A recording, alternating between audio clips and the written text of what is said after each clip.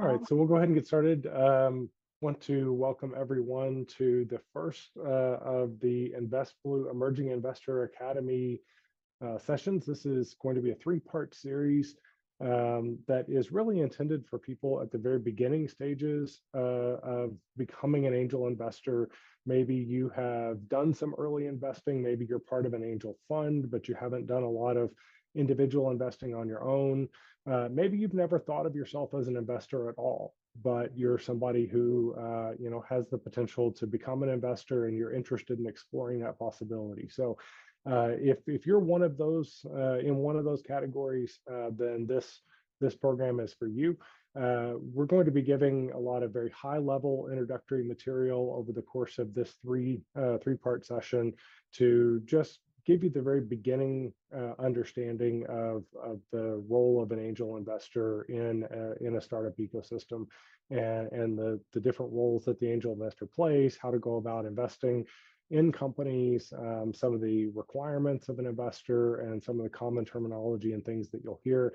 And then in the end, we'll be wrapping up with how do you support the startups after you have completed your investment. So a big part of being an angel investor is being an active investor and supporting those startups. So the session 3 will really address that. So, but today we're here for the goal of talking about the first piece of this, which is becoming an angel investor. So Victoria, if you go to the next slide. The two speakers today that will be presenting material will be myself. My name is Eric Hartman. I am a co-founder and program advisor with the InvestBlue program, also with the LaunchBlue Accelerator program, and Christopher Brinkman, who is a partner at K&K Law in the Cincinnati area. He'll be presenting or co-presenting along with me today. So with that, I'll go ahead and we'll switch our slides over and get started.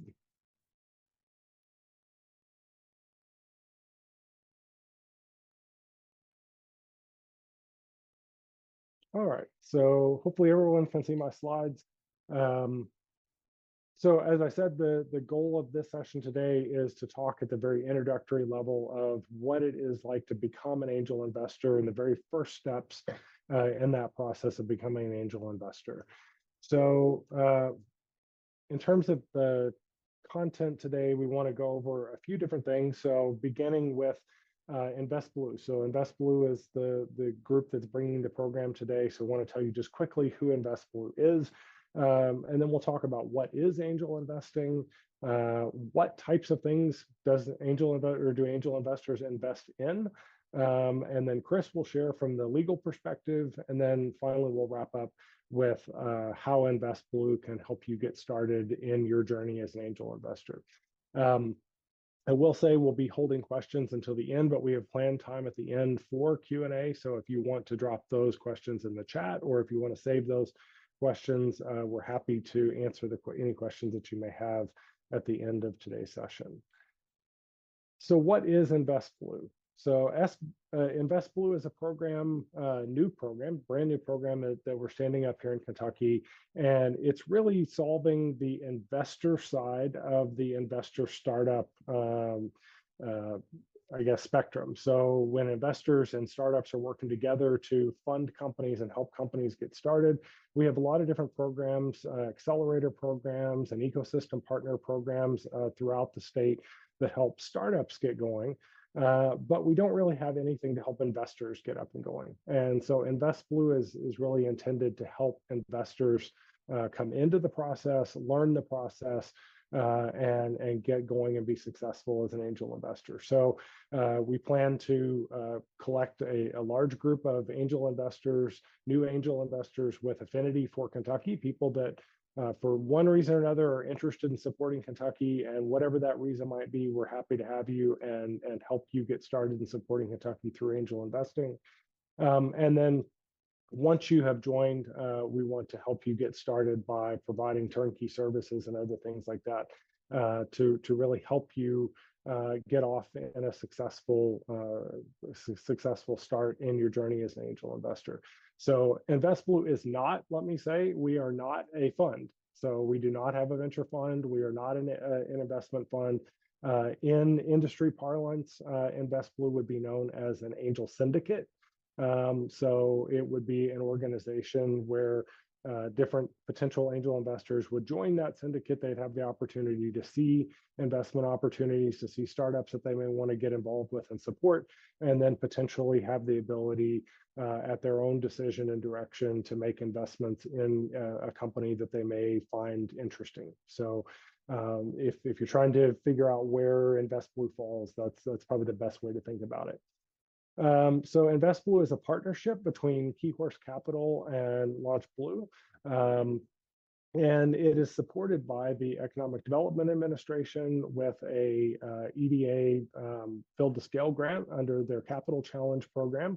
And we also have supporting sponsors, the University of Kentucky Innovate program, UK Innovate, Kentucky Science and Technology Corporation is the parent of Keyhorse Capital, and then KY Innovation at the Kentucky Cabinet for Economic Development.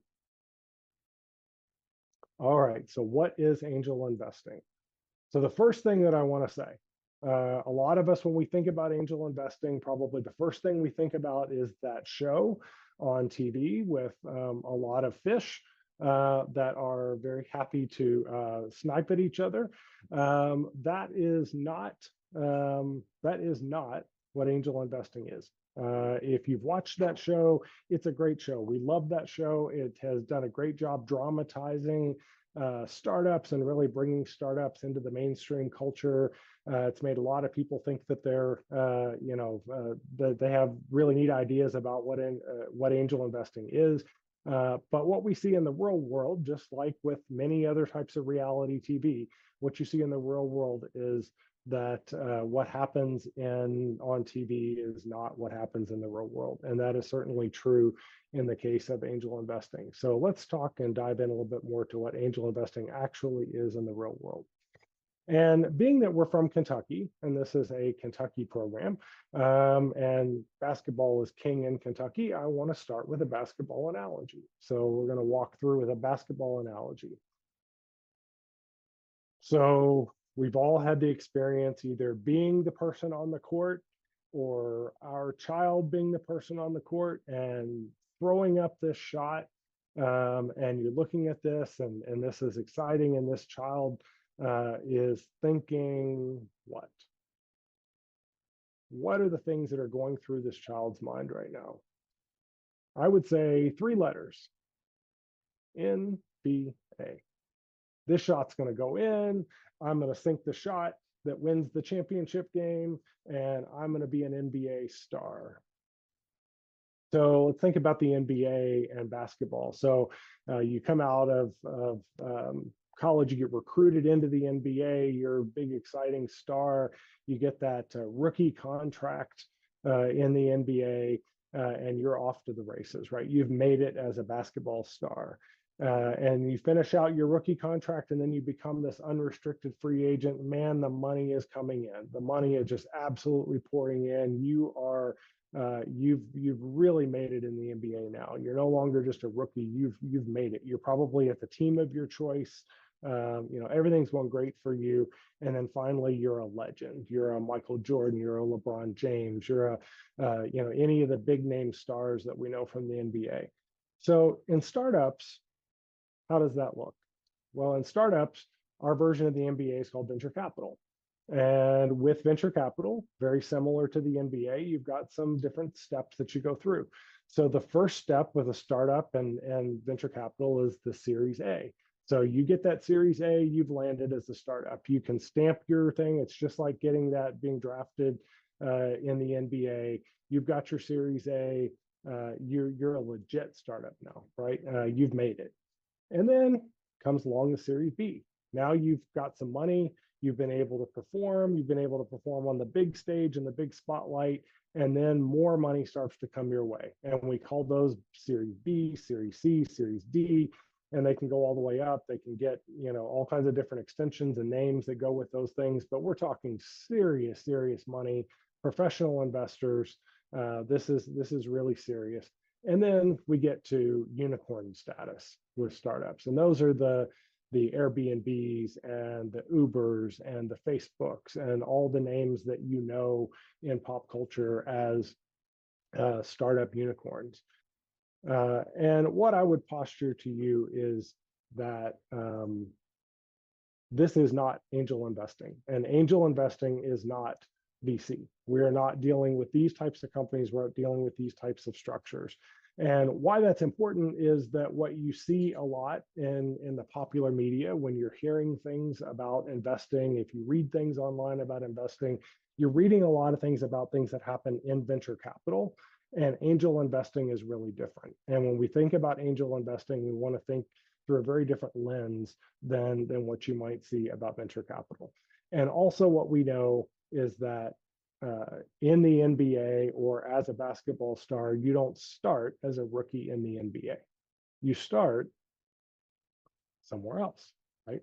You start while you end this beginning part of the career, your pre-NBA, you end that part of your career in college.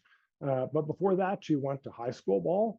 And before that, you probably played AAU, or you probably played rec league, or you probably played, who knows, little kids playing basketball on the street. So you get started way back here in these early things. So again, with startups, there's an analogous set of stages that you go through prior to getting into the venture capital and getting that Series A round. So those stages are the seed stage, the pre-seed stage, and the friends, families, and fools, the dreaded 3Fs stage. The friends, family, founders, and fools. So those are the kind of beginning stages of startups and the beginning startup life cycle. So just in the last couple of years, though, if you'll give me one little bit of leeway here, just in the last couple of years here, we've seen a change in the basketball schedule where you don't just go from high school to college to the NBA, but there's this new thing. There's this new thing called the transfer portal that's opened up the ability to go to a final college, but then you don't start maybe necessarily there. You might start at your initial college and then go through the transfer portal to get to that final college, that marquee school that's going to give you this spot on the big stage where you can go and be a star in the NBA. Similarly, with startups over the last few years, for various reasons, the seed stage is kind of split a little bit, maybe a little bit similar to this initial and final college. It's split a little bit into the early seed and the late seed stage. So the late seed stage starts to look a little bit more like VC. The early seed stage looks a little bit more like pre-seed. But there's a lot of room in the seed stage. So when we say seed, that can mean a lot of different things in the startup world in the modern way. And this is where angel investors live. Angel investors live in this range, really likely in the pre-seed and the early seed.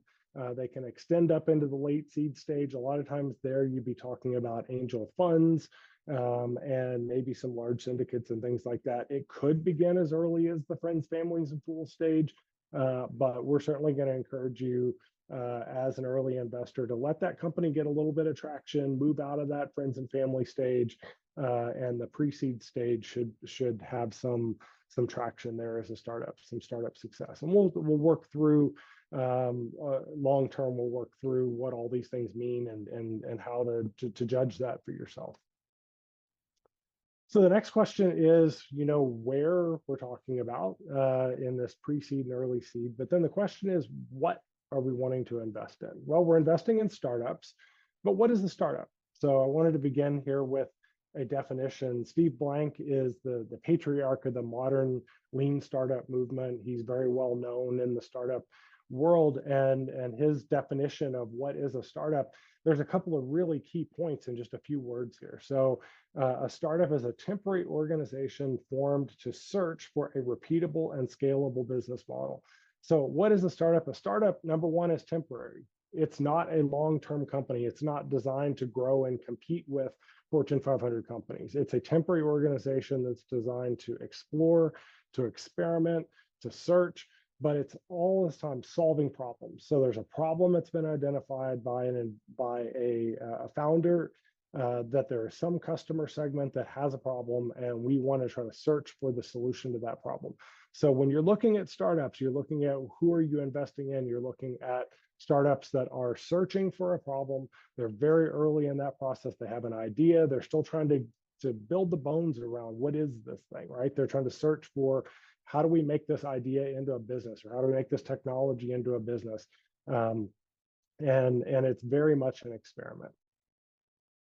So if I'm a new investor and I'm saying, what are the kinds of startups that I may be interested in? Well, one place to look might be your LinkedIn profile. If I wanted to look at your LinkedIn profile, I'm going to see your education and training. I'm going to see that you have expertise in a certain subject matter area. And I'm going to see that you've got professional experience that may or may not be related to your education and training. So between those two, I could probably put together a pretty good profile of things that you understand, things where you have experience. And that's probably a really good starting point to think that that's where you might want to invest. So a lot of angel investors want to invest in things that they understand, maybe a business, maybe a market, a technology, a customer segment, a place where they might have a Rolodex, they might have contacts, they might have the ability to really add value more than money into that startup. So they're putting their money in, but they're also able to lean into that startup as an advisor, as somebody who knows a lot about that business, who understands the problem, who understands the customer, who understands go-to-market strategies and dynamics and things like that, how people get paid, lots of different aspects of the business that you would probably understand from your experience. So that's one way to think about what types of things you might want to invest in. And it's always good advice to invest in things that you understand. But what I would say is that if we think about what is it that makes us who we are as people, what are the things that really define us as people? They're not the things that are on our LinkedIn profile. They're probably not the things that we share on social media at all. So for most of us, and I know certainly for me, I would say probably for you as well, the things that really define who I am and who you are probably things that we share with our closest friends, and things that we may not share at all, other than maybe if you're somebody who journals, maybe if you're somebody who just likes to keep things inside, maybe you don't even write it down. But you've got certain things that define you, that define who you are, that define why you make decisions. And those things inform your worldview. Those things inform they came from your life experiences, maybe an illness that you experienced, maybe something that's happened to you at some point in your life, maybe something that happened to a family member, maybe there's an accident of some kind, an illness, whatever the situation might be. Those things tend to define us a lot more than our education and our experiences. And those things oftentimes drive the reason that people choose to invest. So instead of investing things in only that we understand, we're thinking about investing in things that compel us, the things that make us stand up and say, I want to solve that problem. I want to help that founder. Those are the things that drive angel investors to think about things a little bit differently. So it's not just a financial decision. It's not just how much ROI am I going to get for my money? How much return am I going to get for my money? It's, I want to solve a problem. I see a founder that I care about. I see a problem I care about, and I want to be a part of that solution.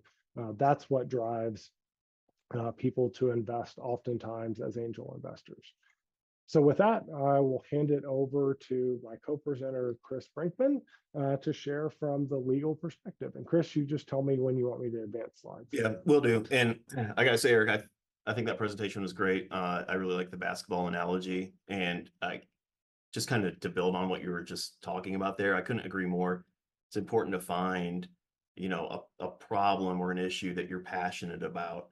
And even more than that, you were diving into it too, but it's not just an investment in the company. It's really an investment in the founders, right? So making sure that, it's going to be a partnership if you are an investor in this entity. So just making sure you're aligned with those founders, that you believe in the founder, that you think the founder, can take this to the finish line. They have similar views as you, those are the best types of investment relationships. They tend to be the strongest and they tend to be the most successful. So, I view my portion of this presentation as more kind of, talking at a high level about some of the lingo and some of the concepts that you might see. I think later in the series, they'll probably go in more depth on some of these, but at least we'll let you know a little bit of, the investor language that you'll likely see here. So you can go ahead and go to the next slide, Eric. So, first of all, I'd like to apologize. Leave it to the lawyer to hit you with a bunch of words. Eric had a well put together presentation. I'm just going to give you a bunch of words that you probably end up reading later, but I will cover them at a high level for you and boil it down. All right. So the first term that you should really be aware of if you're looking at angel investing is what's called an accredited investor. So when we're talking about investing in startups, they're all subject to securities laws, which are, federal and state laws that are meant to protect individuals, from basically getting scammed out of money. Okay, so the way securities laws work is you either need to register, have an IPO. Okay, so think about Facebook. When they had an IPO, what a big deal that was. How much money went into that. All the legal costs involved with that. So year-long process to go through an IPO. So you either go through that process, or you need to fit within certain exemptions in the securities laws in order to issue stock or whatever security it is that you're selling. So the most common exemption that people use is what's called Rule 506B under Regulation D. You don't really need to worry about that. The key thing there is the definition of accredited investor. And typically, these types of offerings or sales of securities are going to be limited to accredited investors. So if you don't meet this definition, you're going to be excluded out of a lot of investment opportunities. So the definition is very long. I've pulled out what I think are the four key portions out of that definition that I see the most often. So if you fit within, one of these examples here, then you are an accredited investor and you pass that hurdle, and then you can likely invest in a lot of these companies. So the first one is if you're a director or an officer, or have some type of management control of the startup, you're obviously going to be an accredited investor. You know enough about the company that the SEC says, okay, well, you're going to be protected there. The next two are kind of income and net worth based. So basically, the SEC is saying here, well, there's some people with a certain level of financial stability are going to be inherently protected from being scammed out of money, and not having anything left over.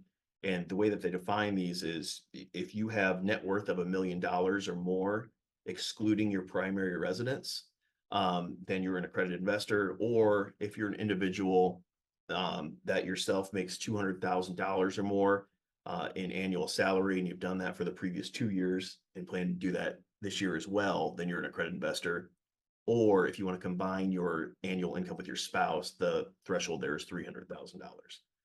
And finally, a lot of times you'll see people invest through entities. So just know that if, 4 investors get together and form an LLC, as long as they are all themselves accredited investors, then that LLC will be an accredited investor and will be able to invest. All right, next, yeah. So, I said that most of these offerings are limited to accredited investors. I tell my clients it's not really wise to take investments from non-accredited investors. The most common exemption that I talked about, technically you can take up to 35 non-accredited investors in there, but you need to provide those non-accredited investors with much more information about the company in order to comply with the law. And that typically involves a lot more time and expense for the company, and it's typically not worth it. So you'll typically see, even though there's a 35 non-accredited investor limit, that the company will still limit it to only accredited investors. All right, so next slide. All right, so here are the common types of investments that you see. I'm just going to kind of get you used to the terminology and talk really high level on the key terms here. All of these are securities. So even though it's not stock, that doesn't mean that we don't need to comply with those securities laws. At the angel level, the pre-seed level, typically what you see are convertible notes or what are called SAFEs, simple agreements for future equity. Every once in a while, you'll see common stock, preferred stock even less. So I'm going to kind of skip over those, and we'll kind of focus on what are key terms and terminology for convertible notes and SAFEs. All right, so convertible notes. So a convertible note is a debt security, which just means it's a loan.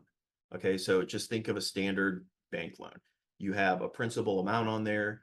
You have a maturity date where you have to pay that back. The bank's going to earn interest, throughout the term of that loan. So you're the bank in this scenario. The company is required to pay you back your investment at a certain date, and interest is going to accrue on that. The difference is convertible notes have mechanisms in there where that debt will automatically convert into stock of the company at some point in the future upon certain events happening. And when you invest in a convertible note, you're not really doing it for the interest or the return of the cash. You're really doing it because you want it to convert to equity in the future. Right. Next slide here. All right, so what are those conversion events? This is typically the same across the board. So these terms are pretty universal. You see them in every convertible note and also pretty much every SAFE. So the first trigger, and the one that you see the most often, and this is the one that you want as an investor, is your debt will convert into equity upon the happening of a next equity financing, which just means that the company is going to go out at some point in the future, when it's a little bit farther along, and they're going to have an equity round where they bring in investors and they sell stock. So that might be it's most likely your seed round. So we're talking, late college there, or every once in a while, these will all convert in your Series A when we're talking about, your rookie year. So the idea is you're going to put in money now. You're going to get some beneficial pricing when you convert, but then you're going to get the same type of equity that these later investors are negotiating, which is great for you because they should be negotiating good terms. Um, if certain things were to happen, like the company sold or there's an IPO, or if you hit maturity, meaning you hit your maturity date on the note, then there are other conversion mechanisms in there where it can convert to equity or you can get paid back. Those situations are much less likely to happen. Typically, if you hit maturity, you just leave the note outstanding and you wait for that next equity round. All right, so really quickly on the pricing. So the reason why convertible notes and SAFEs are nice is because you typically get a discount on the next round. So you're going to be converting into equity, right? If you invest $100,000, you're going to accrue interest on there. Let's say you have $120,000 in principal and interest at the time of your next equity round. That cash is going to convert into the new equity at a purchase price, right? Just as if you were an investor in that new round. And typically what these do is they say, okay, well, we'll look at whatever those new investors negotiate as their purchase price in the next round. Say it's $1 per share. You're going to get a discount on that. So you're actually going to convert it 85 cents per share or 80 cents per share, whatever your discount is that you negotiated. So you're actually going to get a little bit more equity for the amount of dollars that you put in. And that's just basically acknowledging that you took on a little bit more risk by investing earlier in the company. Every once in a while, probably about half of these, you'll see a valuation cap as well. And so what that means is we're just going to put a valuation in there. Let's just call it 5 million or whatever is negotiated. And we're going to say, well, if the company were to have an equity round when the company's worth $20 million, your $100,000 investment, when the company's worth $20 million is going to be a lot less equity. And so in that scenario, you're going to be protected because we'll put a valuation cap that says, well, even though it's $20 million, we're going to assume that the valuation is $5 million, and we're going to calculate my $100,000 investment as 100,000 of 5 million instead. So it's just to make sure that the company doesn't have runaway valuation where it increases a lot in value, even though you invested early on when the company is worth basically nothing. I think the key to remember here is when we're talking about conversion prices, the lower the price, the better it is for the investor, because that means that you're going to get more equity with a lower purchase price.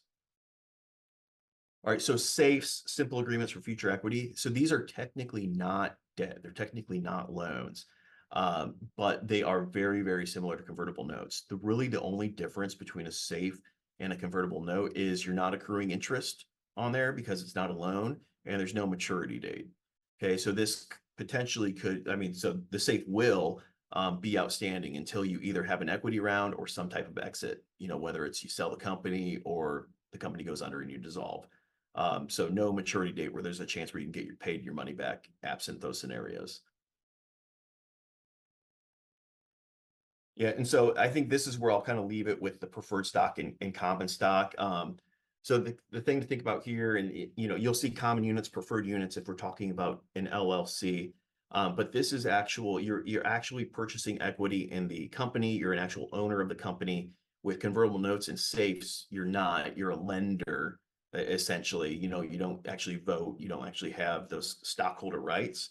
If you were to purchase preferred stock or common stock, which is normally done at a later time, that's when you're, a stockholder with those rights. You hardly ever see preferred stock at these early stages.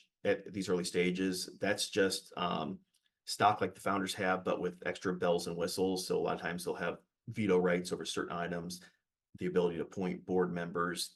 On liquidation, they might get paid out first. They might get paid out like a premium on liquidation. So those terms are all negotiated normally at a later time. Every once in a while, you'll see common stock, which is what we expect the founders to hold, being sold, and you'll basically just own what the founders hold, but a much smaller percentage. But I would say that these scenarios are much less common. The safes and convertible notes are what we see 90% of the time. All right, so these next slides, I think these slides are going to be made available. So I put in some pros and cons here of preferred stock and common stock. I'm just going to skip over that right now because I don't think it's really applicable to these super early stages, but they're things where if you're getting an offer for common stock or preferred stock, or you're trying to figure out if a safe's the right investment or common stock, you can kind of look through those pros and cons, and it might make you a little bit more well-informed. The last thing I want to cover are a couple kind of niche issues that I just want to make sure that you're aware of if you're a new investor. And the reason I'm making you aware of this is because a lot of times the companies aren't even aware of these things. And so as an investor, it's good for you to bring these things up. So the first thing is the Corporate Transparency Act. It's a new law that just went into effect in 2024. And so compliance, if you're forming an entity now, you need to comply with this now. If you've already formed your entity before 2024, you need to come into compliance with this law by January 1st, 2025. But what it essentially requires is if you beneficially own 15% or more of a company, you're going to need to register with FinCEN, a federal agency, disclosing what your ownership percentage is, and you're going to have to upload your driver's license and all that. So it's important that the company be aware of this. And if you're coming in early stage and you happen to purchase common stock, there's a chance that you could own 15% or more of this company if you're, one of the main investors coming in there. So just be aware that you might have a reporting obligation there. It's not going to be publicly available, so people can't go search for that. It's just really meant to be in the hands of the federal government for anti-money laundering purposes. The second thing is qualified small business stock or 1202 stock. Keep this one on your radar as an investor. So qualified small business stock, it's a tax break where if you hold stock of a corporation and that corporation does a business that's within a certain predetermined area that's outlined in the tax code, and you hold that stock for 5 years or more, once you sell that stock, then there's a chance that you could pay zero capital gains on your gain from that investment. And so we've had investors and founders literally save a couple $1 million in taxes based off qualified small business stock. The key here is it needs to be a qualified small business. So, it's typically not a consulting business. So it's got to fit within certain parameters as defined in the tax code. And you have to hold stock of a corporation for 5 years or more. So what I'm saying here is if you're investing and you're investing in convertible note or a safe, or you're investing in an LLC, that's all fine. But what you want to kind of do is you want to push them to convert either your investment or that LLC into a corporation. So you're holding stock really as soon as possible, because you really want to start that 5-year clock in case they have an exit, because if you hold it for 5 years, you might not pay any capital gains tax. Okay, so it's fine to invest in these things that we're talking about. You can still get this treatment, but you got to have a conversion to corporation stock at some point, and you got to hold it for 5 years after that point. All right, and that's the end of my quick tips. I think we're going to go back to Eric to talk a little bit more about Blue Help. Yeah, so I'll just wrap us up quickly here. So the last section, how can InvestBlue help me get started? And as I said at the beginning, InvestBlue is intended to be a community of like-minded investors who are really looking for mission-oriented angel investors coming together. So as you're getting started in your startup journey, you'll be surrounded by people who are also getting started in their startup journey, perhaps people with a little bit more experience than you that may be willing to mentor you, and perhaps some people that you could help to mentor along the way. But either way, being a part of a community of people that have affinity for Kentucky and that are getting started in their investor journey may be of interest to you. We'll be providing a lot of educational resources such as this program and additional programming that we'll be offering through the InvestBlue Network.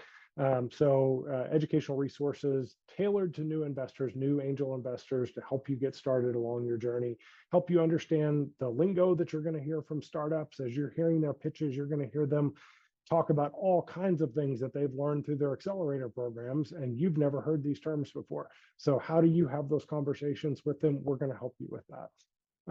Opportunities to engage. So there are all kinds of opportunities, whether it's serving as a mentor for a startup, maybe it's helping to answer questions for a startup in something that relates to your background and expertise. Maybe it's serving as a subject matter expert as other investors are doing diligence in a particular deal. Lots of ways that will help you to be able to engage. The InvestBlue Network will be bringing a pipeline of investment-ready startups to you from Kentucky that are available for investment, and those companies will be working through other ESO partners and working with InvestBlue to make sure that they're ready, that they have documents that are ready for you to review, and everything's ready to go. And then when it comes time for that investment to take place, you understand it's complicated.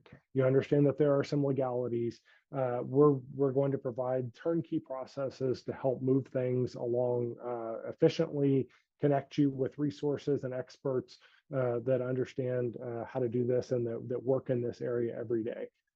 So hopefully, as you get ready to write that first check into a startup, you'll feel much more confidence in taking that first step. So with that, we will open the floor to questions. We'll leave this slide up. We hope that you're already connected with us. If not, we hope that you will connect with us on LinkedIn, on X or Twitter, whatever you want to call it, on Facebook, and send us an email. However you want to contact us, we hope that you'll reach out and do that. So at this point, we'll answer any questions, and Chris can answer questions. I can answer questions. Anything that you have. David asks in the chat, when will we talk about the angel tax credit? So the qualified small business program that Chris talked about is a federal tax credit program. David, thank you. You bring up the state. I assume you're talking about the Kentucky State Angel Tax Credit Program. There is an angel investor tax credit program for the state of Kentucky. And we will be working closely with that program. So that's something definitely to keep in mind as well. We'll be sharing more information about that. But if a company is qualified with the Kentucky State Tax Credit Program and the investor is qualified, the deal is qualified, then the investor can get an immediate rebate on their taxes of 25% of the amount that they invest in the qualified startup. So yeah, that's something that we'll be working with and making sure that the companies are flagged so you know they qualify for that tax credit moving forward. Tim Guthrie, you had a question. This is more of a statement. I just wanted to say it's really, I think early on, it's really important to actively network, like similar to what you're working on here through InvestBlue, because you'll need to find like-minded investors and also uncover deal flow other than just what your friends and family bring you. So I think that's an important piece of this early on. Thank you, Tim. So we're very close to time. I'll go on and stop sharing my screen, and Victoria, if you'd like to jump back in. Session 2 will be next week, May 29th, and that is on angel investing, sourcing, vetting, and making investments. So how do you find deals to invest in? How do you determine if this is a good deal that you want to invest in? So how do you vet that company? And then when you go to make the investment, what are some other tips and tricks on making that investment? And then connecting with InvestBlue, please visit our website. You can sign up for the newsletter there and connect with us on all of our social media channels. And again, I'll invite you anytime you'd like to drop into the Lunchable office hours. We're there every Friday, 12:30 to 1:30 Eastern time, and that's all virtually. So, Chris, thank you very much for joining and co-presenting with me today, and we look forward to seeing you all next week. Thanks, everybody. Thanks, everyone.